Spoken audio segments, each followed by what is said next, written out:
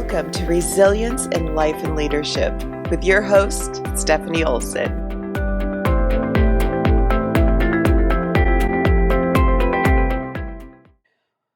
Morgana Rae is a 20-time international #1 best-selling author and mentor coach, and she is regarded to be the world's #1 authority on relationship with money. Her groundbreaking approach has featured her on the Wall Street Journal, Yahoo Finance, and all the major television networks, coast-to-coast radio, and hundreds more. Morgana writes, speaks, and coaches from a desire to empower entrepreneurs, artists, and leaders and help them have a big impact in the world. Welcome, Morgana. Hello, and welcome again to Resilience in Life and Leadership. And I am so excited to introduce to you Morgana Rae. Morgana, I'm so glad that you are here with us. Share a little bit about you. Oh my goodness. I am a native of Southern California with artists on one side, artists, mystics, witchy people on one side, and lawyers and doctors on the other. So Okay. I live comfortably in both realms. Got it. But I bought into every promise growing up that if you get good grades and you're smart and you apply yourself, the world is your oyster. Right. And by the way, that formula tends to work pretty well in school. The rules are really well laid out. Do this and get that. Right. I had a detour with a catastrophic car accident and head injury, gosh. which was like straight A student to not being able to read a page and stay awake. Wow. That was not something that I would recommend. No. What grade were you in? How old were you? I was in 11th grade. I was 16 years old. And I was like the straight A student, national merit scholar.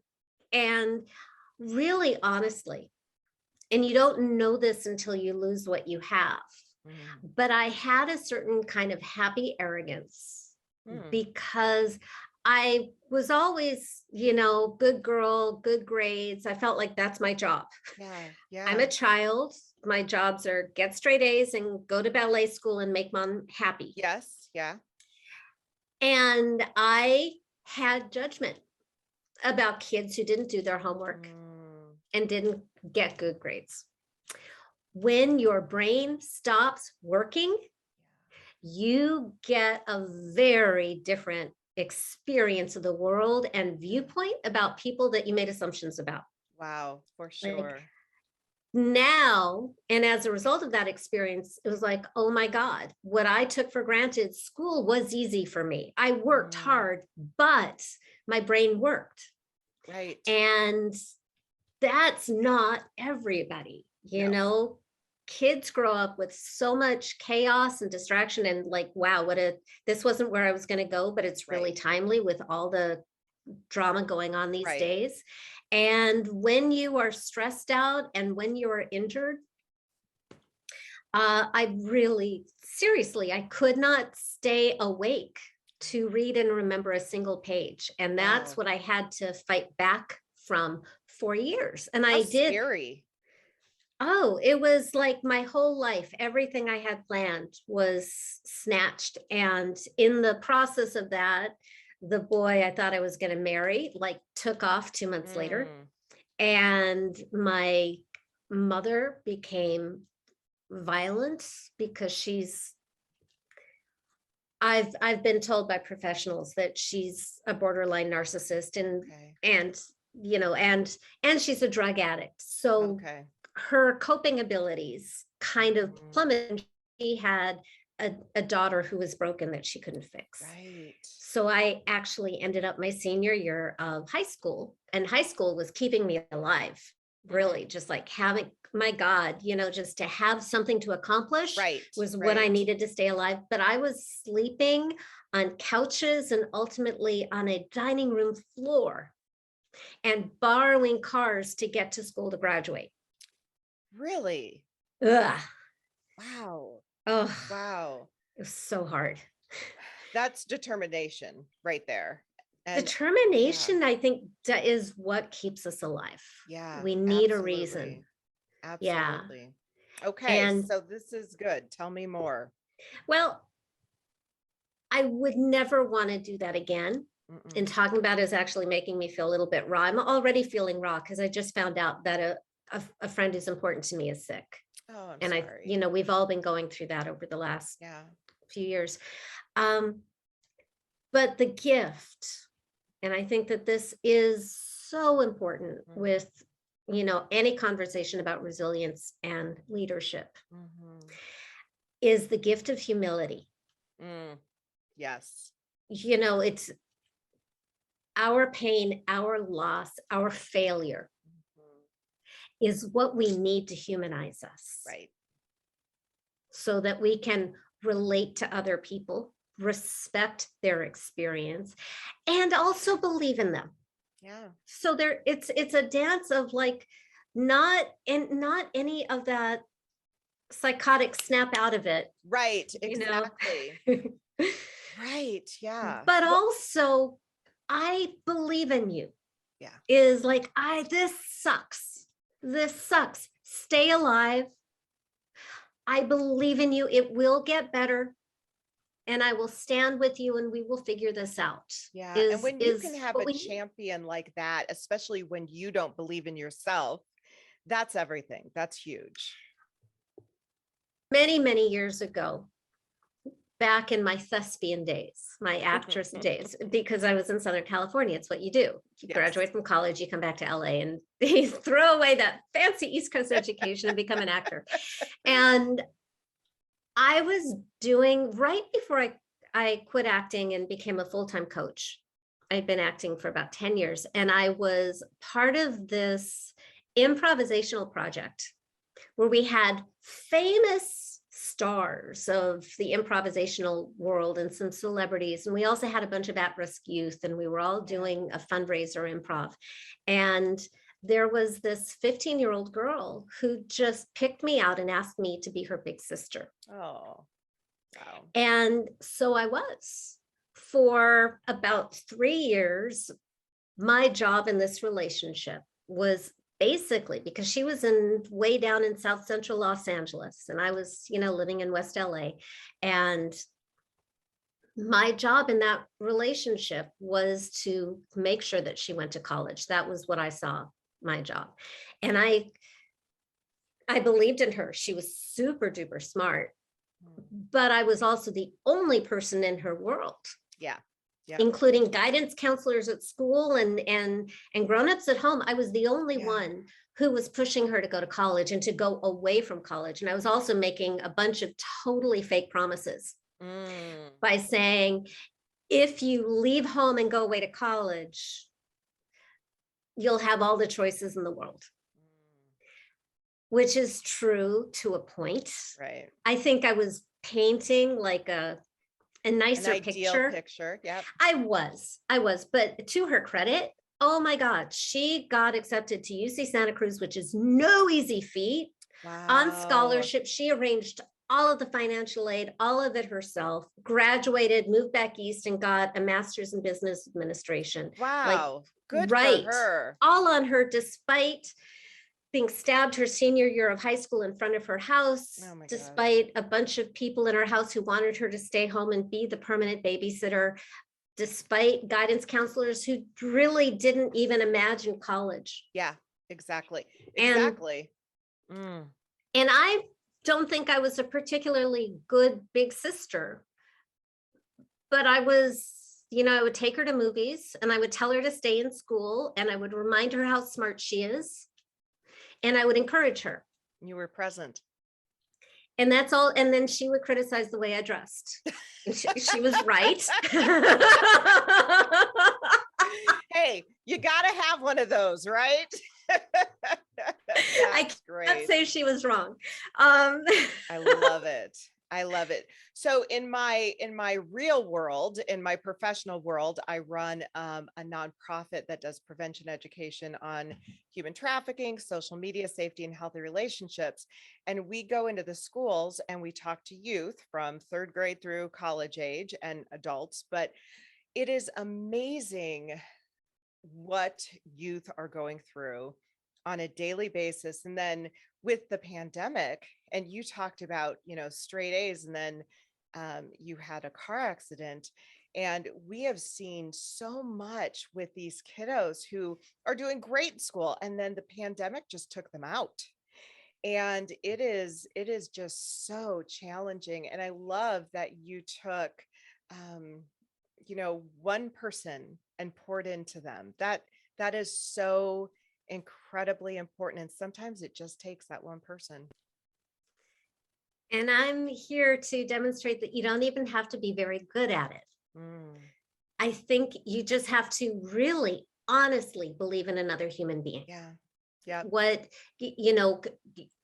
Whatever is true for you is going to speak louder than anything you say. You do not need to have the perfect words. Right.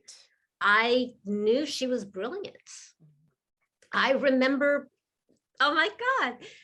I actually to this day remember some like improvisational sketch we were in, and this funny thing that she said that was completely inappropriate for a 15-year-old child.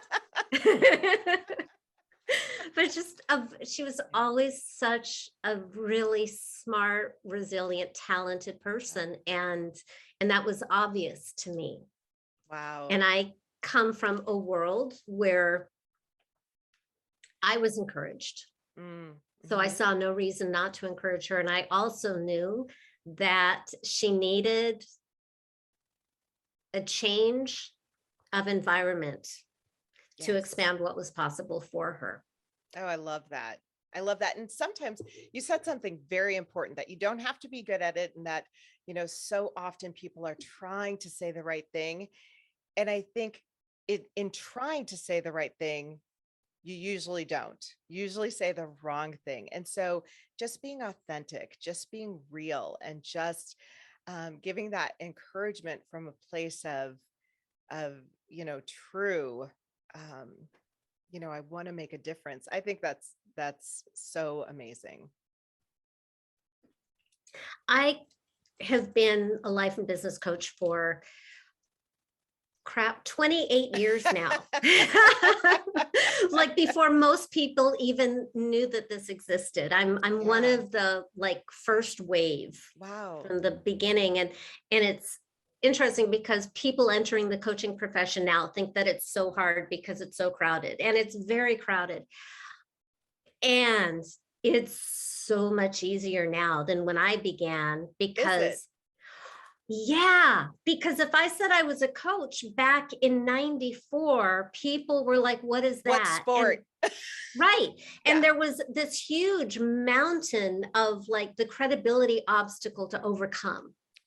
Right. And now it's sort of built in. It's so pervasive, and it accepted, and so many successful people have coaches, and so many successful people are coaches. So it's so much easier. I was discussing this with another coach who's been around as long as I have this morning, that, oh my God, I can't believe that we started then and we're still in business.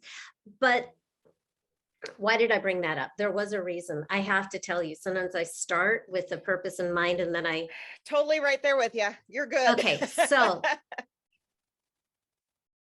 oh yeah. Okay. So I remember now. Okay. So as a coach from the very beginning, especially a breakthrough coach, starting out with helping people break through barriers in the entertainment industry, and then coaching entrepreneurs for so many decades.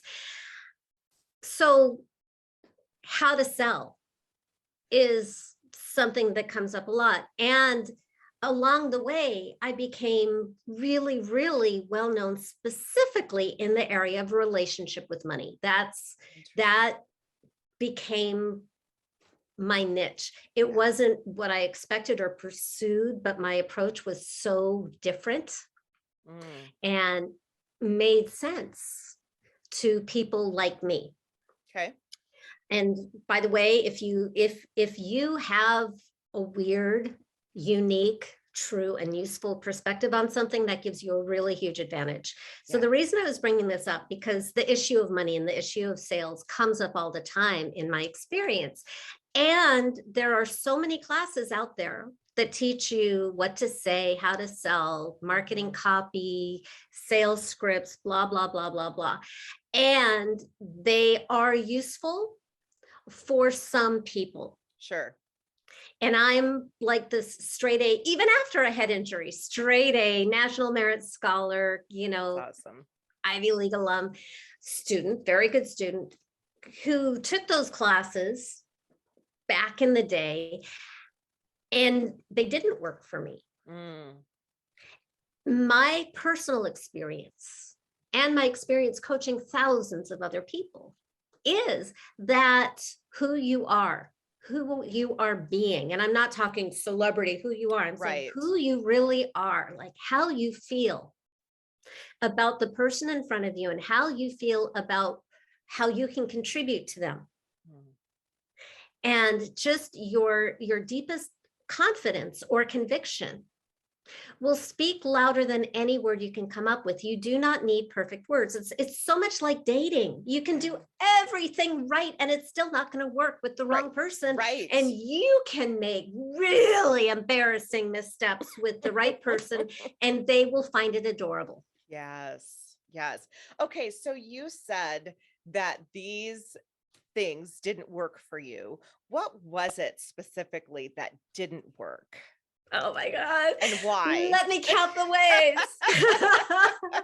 So I have always been really, really good at marketing. That's kind of where I started, was helping people market. So I had great marketing copy. I had the website, the brochure, the tagline, but brochure, we're talking way back when we had like physical brochures. But things were not digital.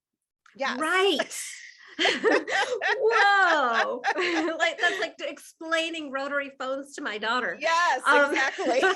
Did you remember the princess phone? Did you have a princess phone? Oh, no. And I resent it to this day. I'm sorry. Those were fabulous. Okay. I hit my low point after all these classes. So I'm living in Los Angeles and I'm certified coactive professional coach, and I'm a certified master practitioner of neuro-linguistic programming. By the way, I'm a master trainer in neuro-linguistic programming, Ericksonian hypnosis, coactive relationship coaching, just throw it in. And I love to learn. I love skills. And I had just taken this class on overcoming sales objections, right? That's where they give you the scripts. And I'm really good at learning stuff. So 7 people in a row, I overcame their objections and they said yes. And 7 people in a row didn't show up and didn't pay me. Oh, geez. The same 7. Yeah. And that was like my Hail Mary. I had been spending a long time flying out of town a couple times a month to get more skills. Taking even then virtual classes too, working with coaches, going to those really depressing, desperate networking meetings. Doing all of it. I even had electronic newsletters starting November 2002. Wow, that's early. Right? Yes. Yeah. And I was living in Los Angeles making $100 a month. Wow. Beat that. See, I'm still competitive. Wow. And it was, I just thought, well, if I just learn how to sell, because people wanted to hire me. That was the thing, is I had a reputation for getting really dramatically good results, especially in the entertainment industry, like actors and writers and directors and producers with no credits, selling their films, booking TV series, winning awards in very short amounts of time. People wanted to hire me, and then something weird would happen in the conversation with people who wanted to give me money, and they would disappear. It was like that's crazy. Yeah, if I were a superhero, I would be like the superhero of money repulsion with a big R on my chest. That's a really bad superhero gig, actually. You think? Yeah. Wow. Okay. I was thinking we could get a whole TV show about that. Wait, don't pay me. So the seventh person stood me up and I fell apart. I just heart broke. Yeah. Like my last vestige of hope broke. Right.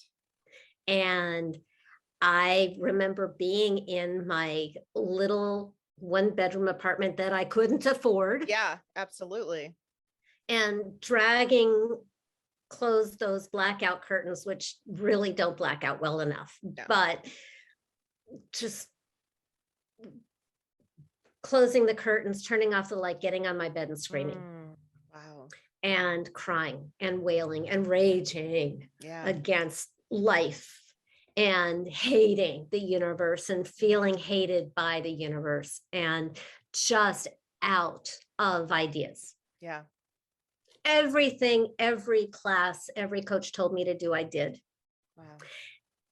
And it didn't matter. And this is what I mean about you can do everything right. Yeah.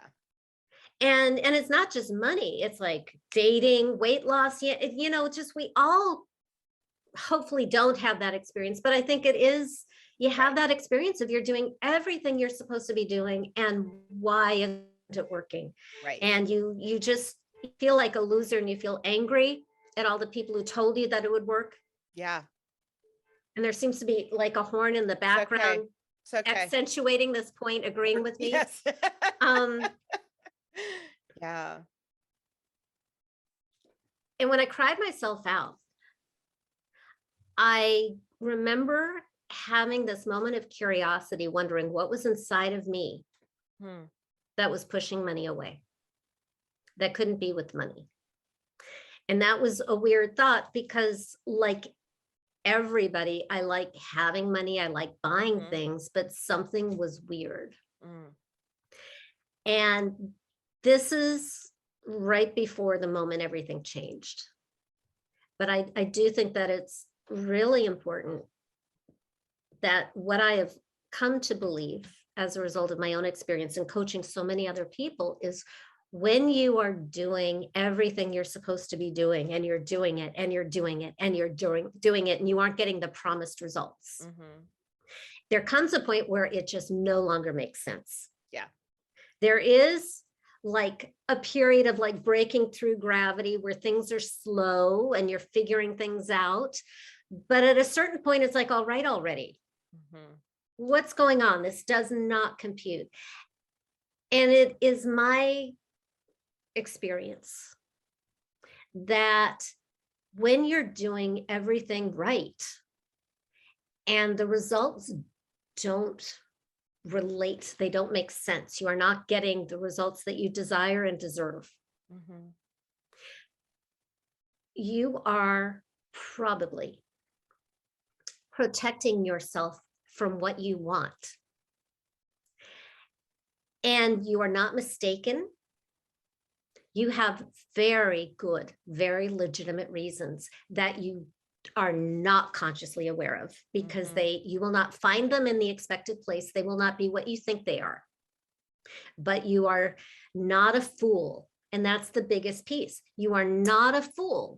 There are reasons, very valid reasons, that must be addressed before it can change. I know, especially in my profession, personal development, coaching and all that, there tends to be behind the scenes. I've heard a lot of coaches and mentors trash talk clients. For having resistance, not being told, not doing what they're told to do. Sure. I believe that resistance is not a client being bad. Resistance means that there's something out of alignment. Something is missing. Maybe it's not the right goal or the right action. Maybe there isn't enough information. Maybe it's not safe yet.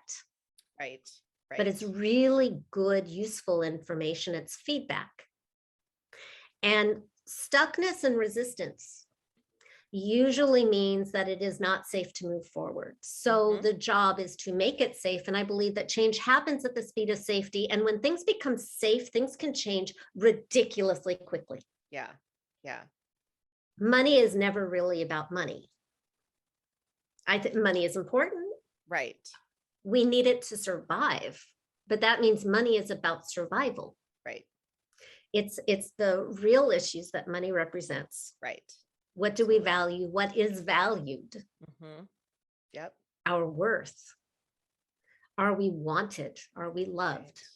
Right. And are we safe? And all of that is going to show up in our relationship with money, which means any wounds, any unresolved business in any of those areas is going to show up in our self-worth. It's going to show up in our relationship with money. It's going to show up in our relationship with life. Right. Right. But money gets our attention, which makes it a very useful teacher. That's fascinating. So I had this biker dude, and I knew that I could never have money in my life if it was that guy. So I had to get rid of him, which created a new problem. It's like, yay, oh heck. I'm censoring my language. But this is a frequent pattern. Right. Yay, I got what I want. Oh shit, I got what I wanted. Exactly. I got rid of money. Oh, I need crap, money. I live in Los Angeles. I need a relationship with money. Now what? Oh, and by this time my coach is gone, and I'm on my, the coaching call is over, and I'm on my own, and I'm dealing with this. I just got rid of my only relationship with money. Yay, me. And I need a relationship with money. Now, what do I do? Right. And I thought to myself, well, who could I want in my life so much? Who would be so wonderful, so lovable, so safe that I'd be willing to have a relationship with this person and sort of overlook that this person is going to be my new relationship with money. Yeah. And I was on a roll that day because I'm actually not a very good visualizer most of the time. If you give me a guided meditation and I have to sit down by the river, I will spend the next 40 minutes trying to decide which river. Doesn't help. But so who could it be? And I asked myself that question. And I suddenly just saw this tall, dark, handsome, romantic young man, clean cut, wearing a tuxedo, holding a bouquet of red flowers, as if he were picking me up for the opera, here to woo me, which I thought was really weird. Because I never, a lifetime of money not being a great relationship, either something I ignored because I was a kid, or it just reminded me what a loser I was. I had never felt loved by money. Sure. And now he's a hot dude who really, really likes me in the sweetest, most respectful, kind, grand romantic gesture sort of way. And I could also feel how much I'd been breaking his heart all those years, pushing him away. This is important because people sometimes hear me teach and they get this idea that if they just have a cute money person, guy or girl, or they, pick your preference, that's it. Right. And it's some sort of law of attraction, magical thinking, go off and make me rich money, honey, and I'll just, watch Netflix. Which, by the way, if it works for you, do it. But that's not, that's not what I teach. Right. What I love about a relationship that is a love relationship, especially between lovers.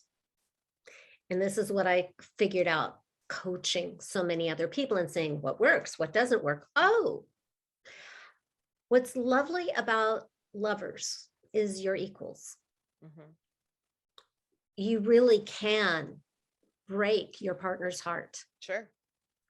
So he or she is not all powerful. It's not a new God to rescue you. That becomes another monster because that gives your power away. Mm-hmm. But if it's that person who looks at you and goes, you are so much more brilliant and wonderful and smart and resourceful than you think you are. So go do that thing you know you can do. Mm-hmm. We were talking, I think, 30 years ago at the beginning of this conversation about the power of just having one person. Well, sometimes it can be your imaginary friend. Sure. But I found this lover paradigm works particularly well because it inspires us. It comes from this juicy, yummy, happy place. It's expansive. It's not that I need to earn love. I need to be good enough. And that changes our relationship with ourselves, because now we can see ourselves through the eye of the beloved. And that changes how we show up in the world, in everything, not just with money, not just with potential clients or potential bosses, but potential or current mates, family. I had a client in her 70s, 72-year-old client years back, who I took through my process of slaying her monster and meeting her money honey. And after our session, she went out for a walk and strangers were giving her flowers. Oh my. Isn't that beautiful? Because when we human beings, we soft, vulnerable, wounded, insecure human beings feel filled with love and lovable, we shine and we become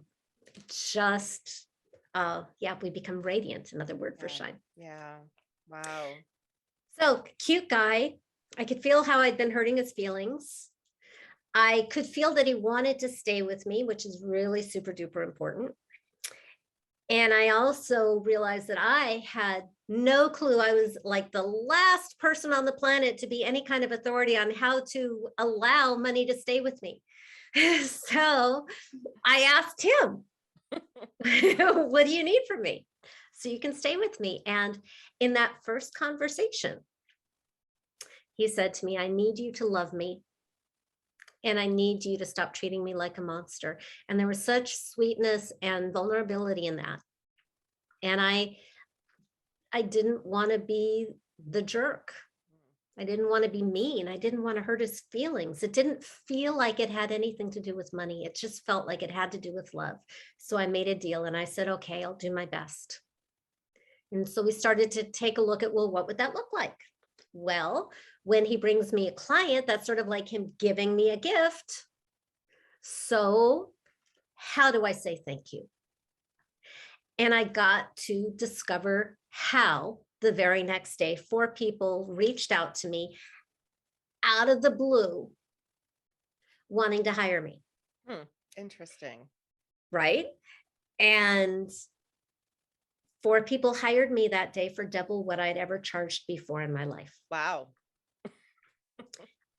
And it was really uncomfortable the first time, because I could feel like all this lifetime of patterning of talking people out of, like, in ways that I was completely unaware that I was ever doing until that moment. Where it's like, I can't get all weird and embarrassed and ashamed and guilty about accepting payment. Yeah. I think it's hard to sell yourself too. I mean, that's you can sell a widget, but to sell yourself is very challenging. Yeah. That is such a good point, to which I would say don't sell yourself. Yeah. Because especially how we feel about ourselves is going to change, not even minute by minute, by moment by moment. Sure. I'm great. No, I'm not. It's just back, and you're going to go insane that way. So the most ethical way to sell is to focus on the person and what they want, Mm-hmm. and to see if it's a fit. Don't convince anybody that it's a fit. That becomes the sort of chasing, begging, needy energy. Mm-hmm.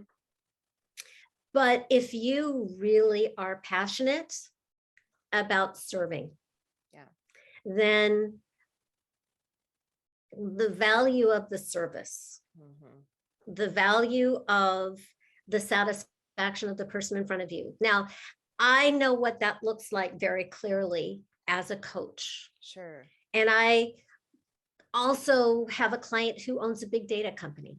And I have a client who's a cattle rancher. And I have had clients who are artists and actors. And so it's not, it can really be anything. I have right now a client who, this is so cool. This is a really, really good illustration of how this applies to somebody who isn't like a, I'm going to solve your problem and make you rich kind of, you know. So I have this client who owns an art gallery on the East Coast. And her passion is ceramics. Like she lights up, she knows everything about it. She was an artist, and then she discovered really what her talent is representing other artists and having a gallery. And she's sort of like the clay whisperer. She matches people with their piece and they feel it. Wow. And then they pay really big amounts of money because it's their piece. Yes. It's not about her. It's about them. And they feel it and they're happy. And she doesn't have to force anybody to buy anything they don't want to buy. Right. And that's when it feels good, when it's matchmaking. So let me ask you a question then. So what if it's not a good fit? Because Love that question. This is this is the greatest thing in the world. If it's not a good fit, you get to say no with love. We get this idea that, oh, we're selling, I just keep, I'm thinking of that what Glenn Gray, Glenn Ross, always be closing. What terrified, miserable people in that play. You're both choosing. It's like a date. Right.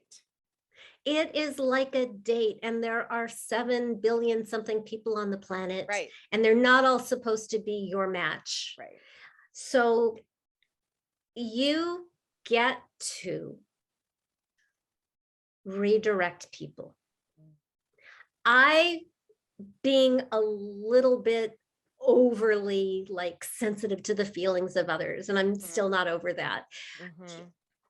I'm not here to hurt anybody's feelings or crush them. And I'm certainly not going to tell anybody you're not good enough, because I don't believe that. Right. But I do believe that some people are not going to get what they want from me. Yep. Or they're not ready yet, and it may not be safe. It's not, even if they want it, I just, I don't think it's a good choice. I don't have the confidence in the outcome at this time. Right.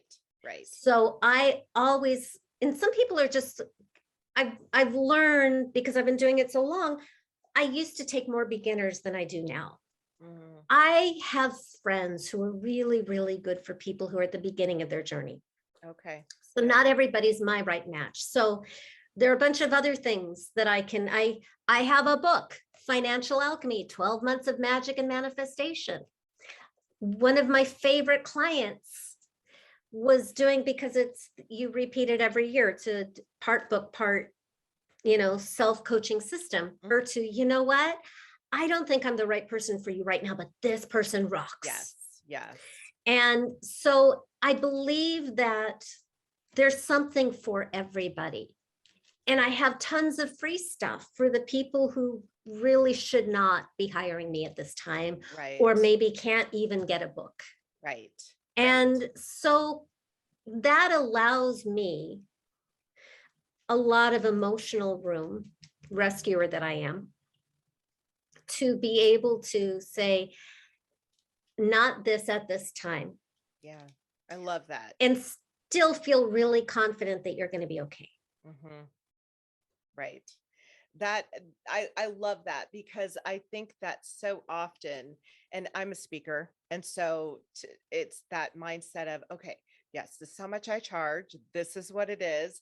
But when it's not a good fit, and sometimes it's not, I just had that situation not that long ago, to say, that's okay. That's not a bad thing. And it wouldn't be, somebody else might be a better fit for you. Yeah, I love that. Awesome. Okay, good. So, one of the things that you talked about, and I was picturing someone in my mind, who is just very, there's a lot of insecurity in their life, and it's just been a part of that. But because of that, money is not necessarily something they have an abundance of, but it's something that's very, very important to them, in the way that, oh, this person has money, they are more important. This person has money, they are, and so it's that mindset of this insecurity that they have, and possibly because they don't have it. So everybody else who does is much better. Now, they would never say that, but that's the perception. They're speaking for civilization. Yeah. For the last few thousand years. Sure. It's because money represents power. Yes. Yeah. And the danger when we feel disempowered is we want to be rescued. Mm-hmm. And that makes us pray. Not pray like go to church, right, but like, right. Right for the pickings of any predator. Right. Which is why I would take all of that. Anything that has everything that is wrong in the world that makes you feel less than, not good enough, not safe, not loved. Right. Some of it is going to be money related. It's really, really important to dig in the stuff that doesn't look like it has anything to do with money.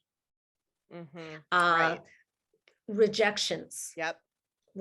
That's the biggest. Rejections by parents, by friends, lovers, teachers, whatever. Yeah. Accidents, illnesses, eating disorders for women is like really big, because our appearance has economic value. Yeah. Anything that feels unfair, whatever it is that drives your insecurity, I would say focus on that. That's step number one of transforming your relationship with money. Mm-hmm. I'm also going to just say, when I say money, there's a little bit of air quotes around that, because yes, the financial results are so real. And I've got endless testimonials of people making thousands, hundreds of thousands, millions of dollars, which is nice for credibility. Right. But when I'm talking about money, I'm really, really talking about, this is our relationship with life, and money is that area of life that is getting our attention really loud right now. Yeah.